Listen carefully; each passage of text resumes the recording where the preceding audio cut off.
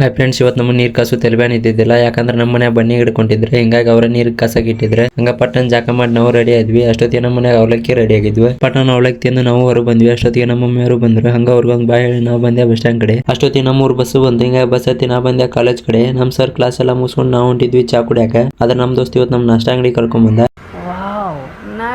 ನಾಷ್ಟ ಕೊಡಿಸ್ತಾನಂತ ನಾವು ಮಾಡಿದ್ವಿ. ಆದ್ರೆ ಇವಾಗ ನೋಡಿದ್ರೆ ಮೇಡಮ್ಗೆ ಅಂತ ತೊಗೊಂಡ್ ಹೊಂಟಿದ್ದ.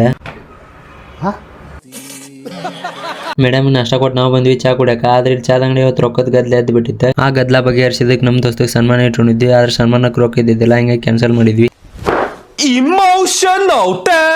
ಹಂಗ ನಮ್ಮ ಕಾಲೇಜ್ ಇವತ್ತು ನಾವು ಹೊಸ ಬ್ಯಾಂಡ್ ಬಜೆದವ್ರು ಕರ್ಸಿದ್ರಿ. ಇವ್ರು ಅನಾಹುತ ಬರೆಸ್ತಾರೆ, ಚೀಪ್ ಆ್ಯಂಡ್ ಬೆಸ್ಟ್ ಅಂತ ಹೇಳ್ಬೋದ್ರಿ.